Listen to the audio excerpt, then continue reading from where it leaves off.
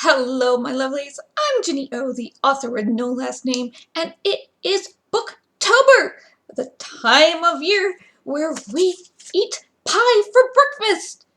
Or maybe that's just me. And we talk about books. Yes, books.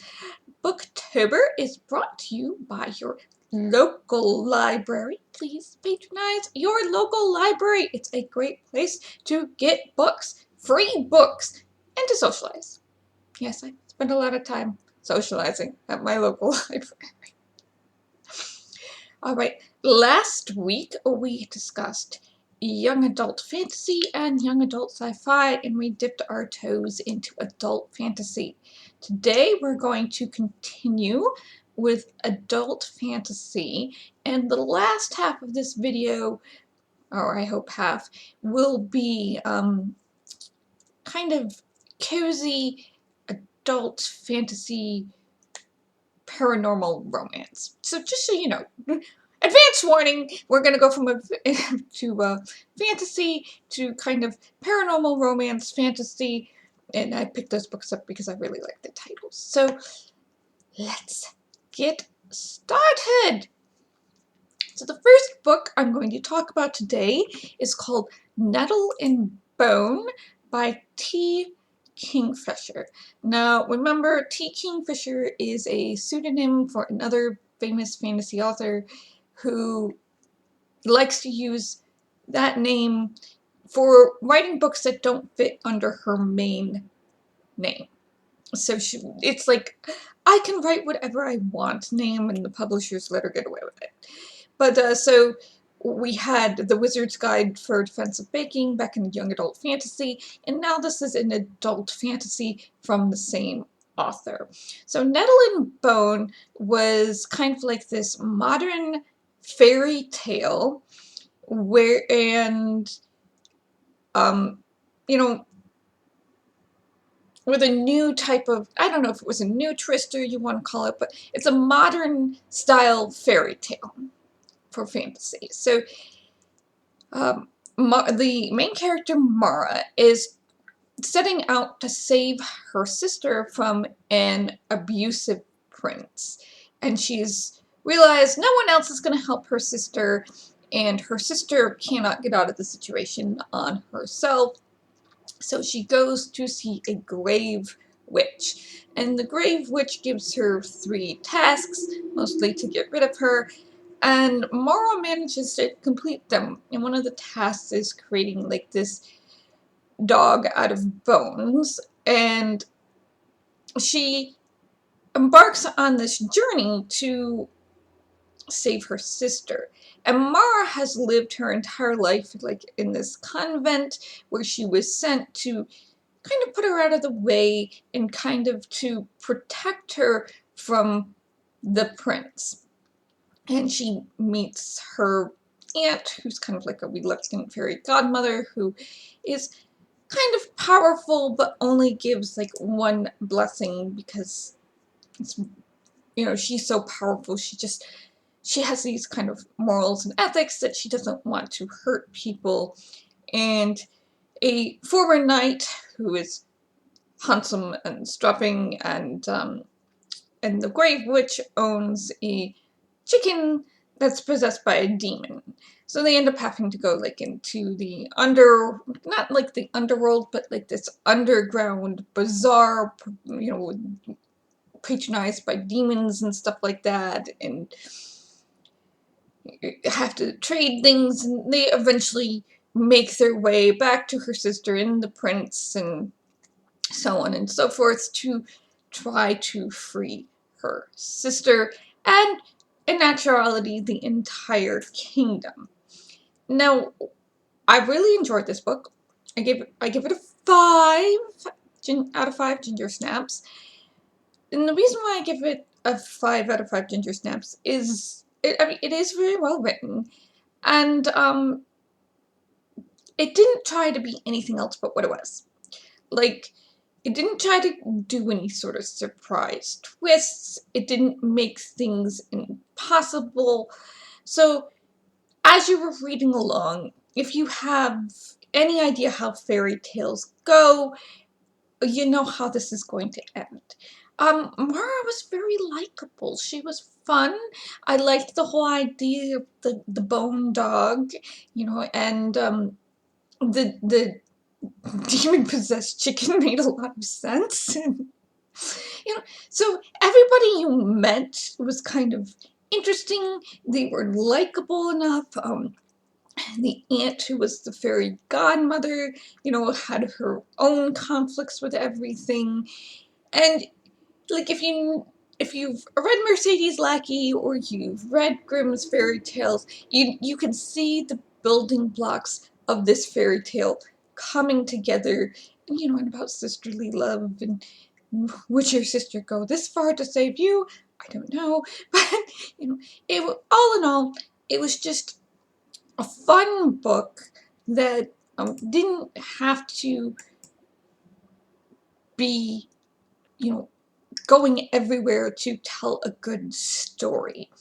The character was very active. She was very involved in getting to her goal. The goals were set up. The motivation was clear.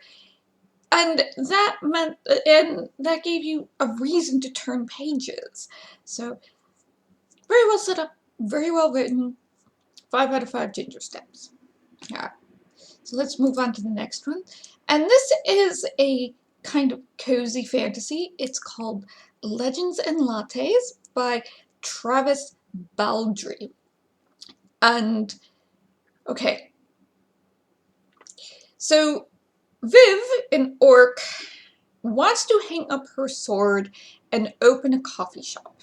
She had coffee at this one town on one of her missions, and, you know, she's gotten this treasure, and she wants to set up a coffee shop.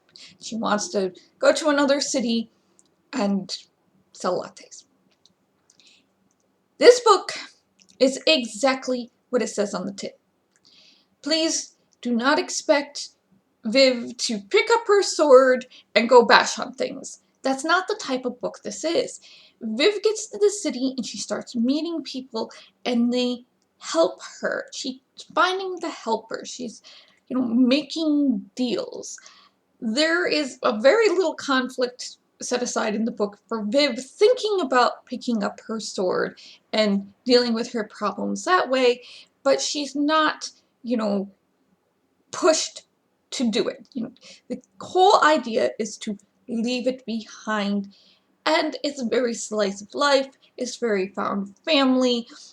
You know, how does making a coffee shop bring these people together?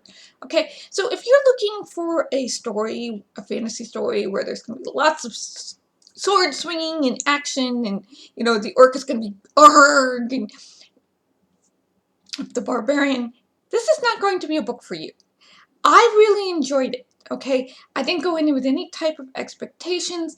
All I knew, it was a cozy fantasy, and it was really heartwarming. Like, it was very, very. It was nice. It was nice to see people being kind to each other in a fantasy book. And, you know, seeing how Viv has to think about her problems and how does Viv treat people in order to make her coffee shop successful. So I'm giving it a 5 out of 5 ginger snaps just because I really kind of enjoyed exactly what it was. If you want something that's a little more high stakes and a little more high tension, this book is not going to be for you. Go read something else. But if you are looking for something that's a little heartwarming, that, you know, you can curl up with in bed on a rainy day and just enjoy it and feel good at the end, pick up Legends and Lattes. I do have a caveat here. There is a kind of, oh, that happened lesbian relationship in it. I have a very high bar for romance, so maybe if you don't have a highest bar of romances as I do, you'll be like, oh, you know, how cute, how sweet. I'm just looking at it going, okay, that happened. I don't see why it's happening other than the fact they're in the vicinity of each other. It's there. So there is some LGBTQIA representation in this book of the L spectrum, and you know, if that's your sort of thing, that's your sort of thing. I just I wish a little more time had been invested in the relationship, but you know, the book had had enough words as it was, so I'm sure if there was any scenes like that, they might have been cut, which is unfortunate. But publishers are publishers, and what are you gonna do? Alright, let's move on to a more serious fantasy novel. This was recommended to me by a friend. This friend also told me there are no books after this one, so they do not exist, and I'm going to trust him. And this is called The Trader Baru Cormorant by Seth Dickinson. Now, I'm not going to rate this one. It was recommended to me, and I read the whole thing because it was recommended to me. So my reader brain engaged first. So my reader brain, so let me give you my reader brain, and then we're going to talk about my editor brain. So the Trader Baru Cormorant, when Baru is a child, she sees the Empire coming to her island, and the Empire comes with quote-unquote civilization, and the Empire imposes their rules upon the culture of her island. So, you know, she had a mother and two fathers, and the Empire is very big on heterosexuality and, you know, wearing clothes a certain way and so on and so forth. And Baru is found to be a genius savant in economics, basically, and they take her and they educate her, and she decides she's going to bring them down from within, and she is given an assignment to be the accountant in this continent, and it's her job to go there and get them to kind of comply, and she is going to have to betray everybody to do it. So my reader brain engaged first, and I really do try to read things for fun first, you know, the first time, then my editor brain kicks in. And this was a very well written book. It had really good prose. It was very, you know, there was really clear imagery. There was a bunch of characters who I felt were kind of well thought out. And, you know, Baru had a clear kind of goal at first. And, you know, she was going to do this thing. And she, you know, goes to the area, and she's finding all about it. She's making connections, so on and so forth. And it kept me turning pages. Just, what is she going to do? How is she going to do this? How is she going to complete her mission for the Empire and complete her own personal mission? Because this little out of the way area is not where she needs to be. She needs to be in the main Empire, but in order to get there, she's going to have to work her way through several different problems, which I guess are the books that don't exist, and to get to the Empire to do her main series goal of bringing it all down so that people can love who they want and dress the way they want and so on and so forth. So I was reading along, I was like, oh, well, she has some personal conflict, and here are all these characters, and blah, blah, blah. And I got to the end, and I said, I know why this was published. It is very well written. The world building is really good. So I see why it got published. And then my editor brain kicked in. And my editor brain went, this is a very, very well-written first draft. And Baru herself commits the very cardinal sin of being boring. This is actually not the first character that I've noticed in traditional publishing that is boring. Baru is boring. everything about Baru is kind of tailored to being this idiot genius savant to economics. And there is nothing else to her outside of her, forbidden love impulses. This makes for a very boring character. I don't know what she likes. I don't know what hobbies she has other than, betraying everybody. And when you say she is a genius, it makes it very, very hard for her to fail believably. So she's supposed to be failing, she's supposed to be, failing or whatever. She's supposed to be having problems, and I'm rolling my eyes because, well, she's supposed to be a genius. This should not be an issue for her. The other reason why I realized that this was a very well written first draft was the characters that are still alive at the end of the book, Baru spends absolutely no time with. So the characters she does spend time with die, and the characters she doesn't spend time with that end up being important to the main overall plot of the supposed series, she doesn't spend any time with at all. So I am not invested in any of these characters that are going to be alive going forward. And the next issue is she's moved to another area. So you did all this world building in this area, and now you have to hook people on a new area, which is very, very difficult to do. So you have a boring main character, a group of secondary characters you're not invested in because you spent absolutely no time with them, and you don't know their motivations, and you don't know their stuff, and you're jumping to a new part of the world. So you have to hook everybody all over again. Also, yes, so there was a quasi-lesbian relationship in here, so I mean, it's really hard for me to, say anything without spoiling it. So just so you know, it was just, once again, my bar for romance is very high, so I just wasn't feeling it, and it really felt like, while this was exceedingly well written, it needed to go back to the author after an editor gave it some extensive notes and did a whole bunch of redlining,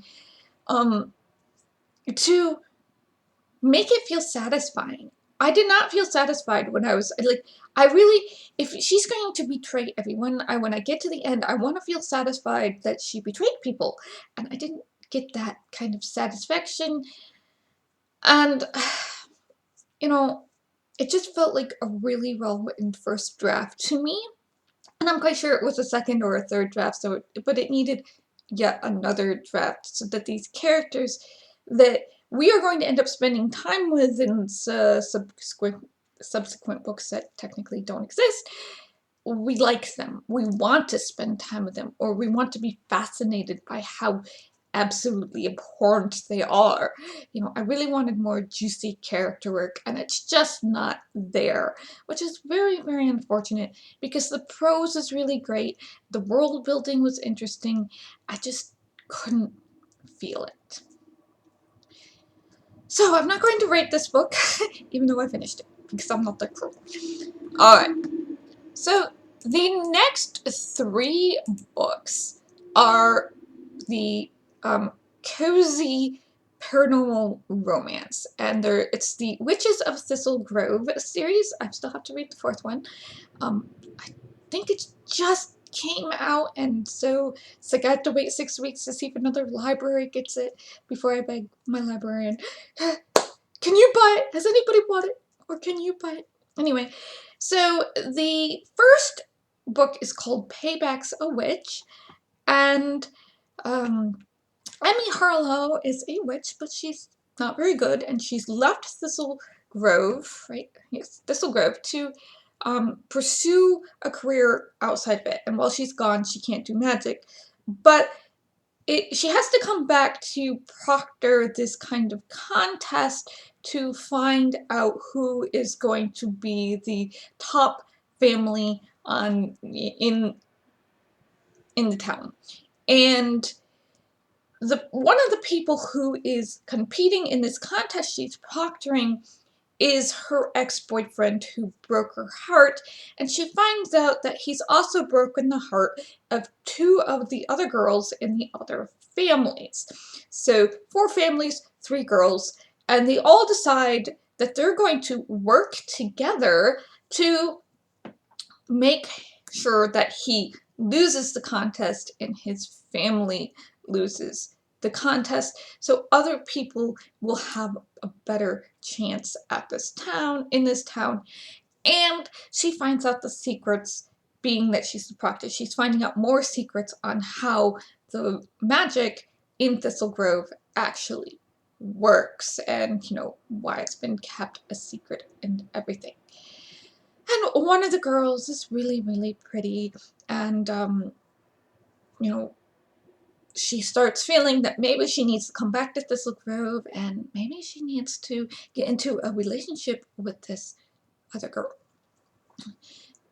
So, I really enjoyed these. I mean, they're like little cozy rom-coms, and I don't mind a little cozy rom-com every once in a while. And Payback's a Witch is obviously a lesbian rom-com, so if you don't like that, you won't like it, but I don't have any judgment here. And so this series actually reminds me of Nocturne Falls. It's another paranormal kind of cozy romance that came out in the middle of the aughts, or around 2015, I don't remember. I do remember I read them online. And the first one was The Vampire's Mail Order Bride. So it really kind of felt like the same thing. You go to the town, and the town is Halloween themed. And now in Thistle Grove, you've got 4 different families with 4 different types of magic who are supposed to be working together for the good of the town. Now, if this reminds you of Harry Potter or Divergent or any other book where you've got 4 different types of people or whatever, you're very, very right, because it did feel a little bit like, okay, we're having a Halloween town with 4 Hogwarts houses. It really did have that kind of impression to it. And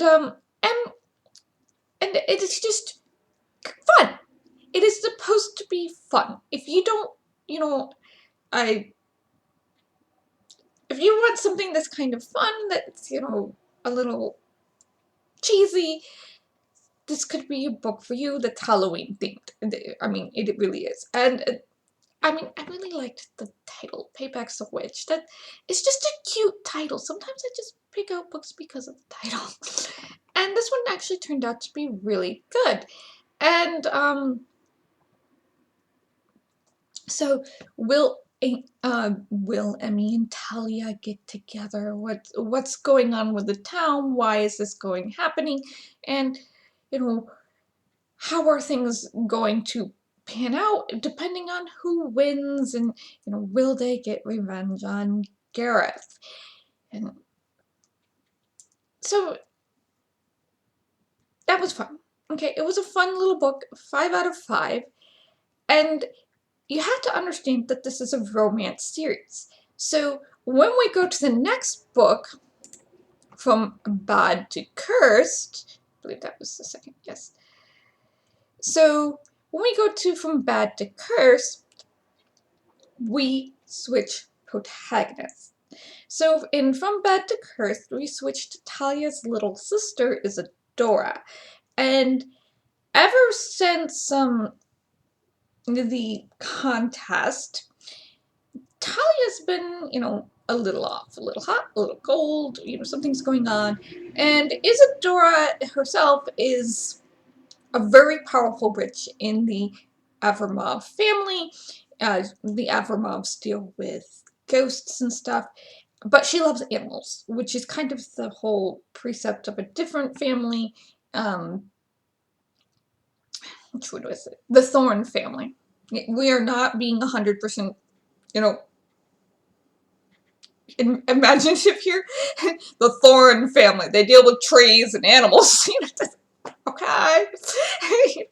But so she loves the animals, she's really powerful, and she loves fashion. She's the costume designer for the haunted house that her family puts on in the town every year, and she wants to break away from it, and she wants to start her own fashion line.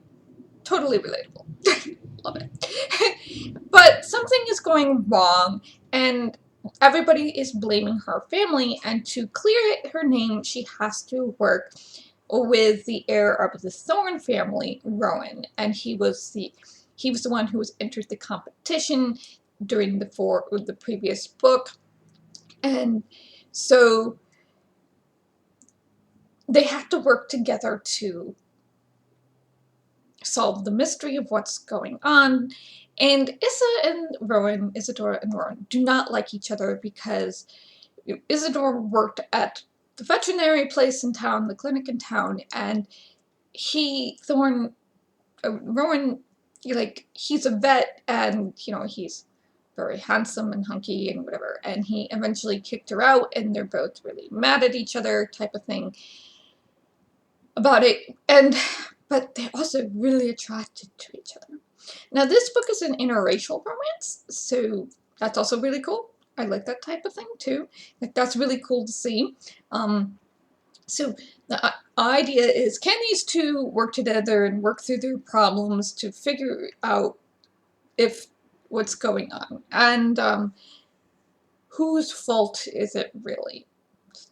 And it ties back into the previous book, of course, because, it has to tie into the events of the first book. Now, what I really enjoyed about this book was, Rowan does have a stick up his ass. Sorry. Language. Rowan does have his issues.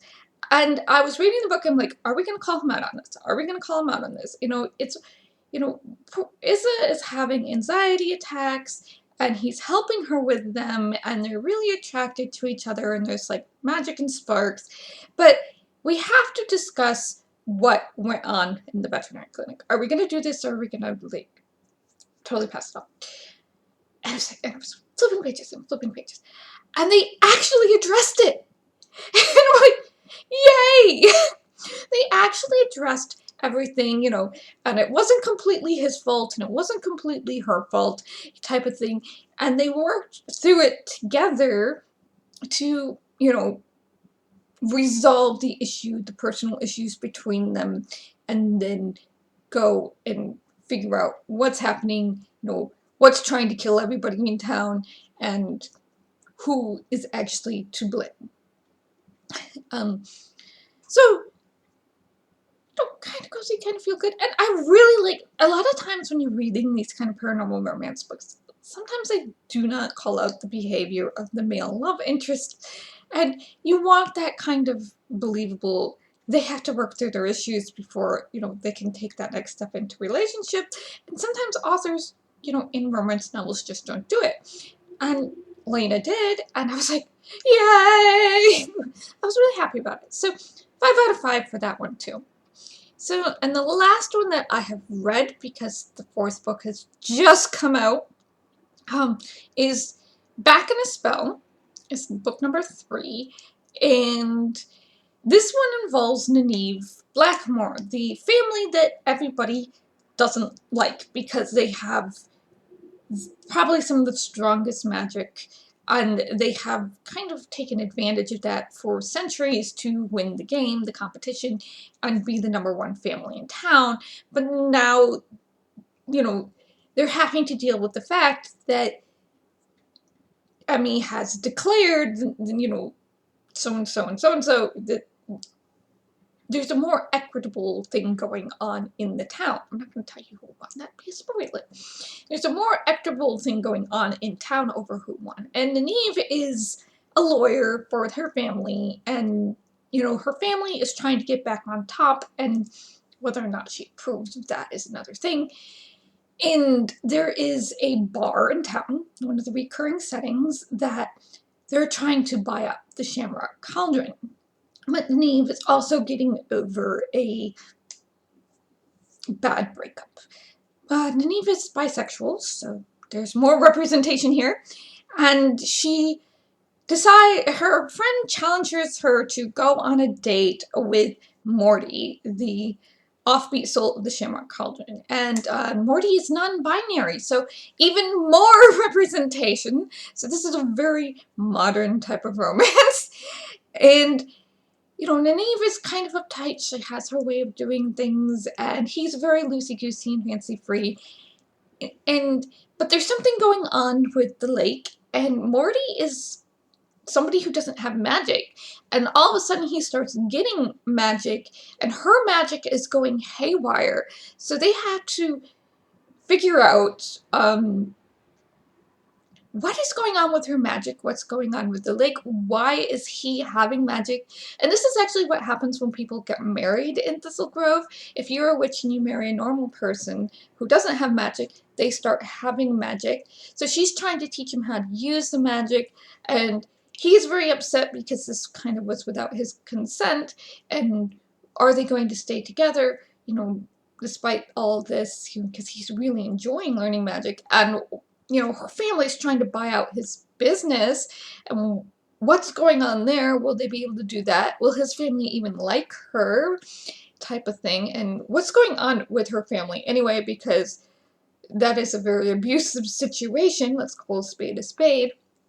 And this also brings back Gareth, the first guy from the first book, into the picture. And is Gareth going to actually turn over a new leaf and, you know, redeem himself? So it's all kind of very interesting. It's all very fun. You know, we've seen 3 out of, you know, we get to spend time with all 4 families. I know the next book deals with the fallout of what happens with Nynaeve and one of the other witches in town.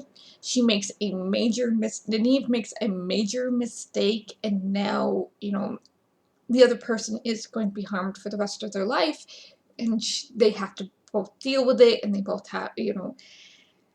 And so I'm looking forward to, as soon as I can get that book from the system, you know, picking it up. If I ever get any extra money, I might actually buy these books and put them on my shelves, just because, so I can reread them, you know, as cutesy romantic things. I also might, when I get some extra money, pick up Legends and Lattes as well, because put that on my shelf, because I really enjoyed that one too. Okay, so yes, we've had 30 minutes again. Holy crap! So we're Nettle Limbo by T. Kingfisher, modern fairy tale, nothing too twisty or over the top, clear motivations and goals, motivations and goals, so 5 out of 5 ginger snaps. Legends and Lattes, cozy fantasy, exactly what it says on the tin, low stakes, found family, people being kind and working together, also 5 out of 5 ginger snaps, really great book. Okay. The Trader Baru Cormorant, well-written first draft. Am not going to give a rating. Payback is a Witch, the whole Thistle Grove series, 5 out of 5 for every single book. Very cozy paranormal romance written in the romance book style of a new protagonist in the same setting every single book. Lots of diverse characters and people actually having to deal with the consequences of their actions, which is really satisfying and relieving. You know, sometimes you see that, sometimes you don't. So 5 out of 5 for each of those. This is a really great week for books outside of the poor Trader Baru Cormorant. So lots of really great books out there this week. Now, I hope you enjoyed that. Thank you for listening. Take care of yourselves, my lovelies, and I'll see you in the next video where we're going to talk about more great books.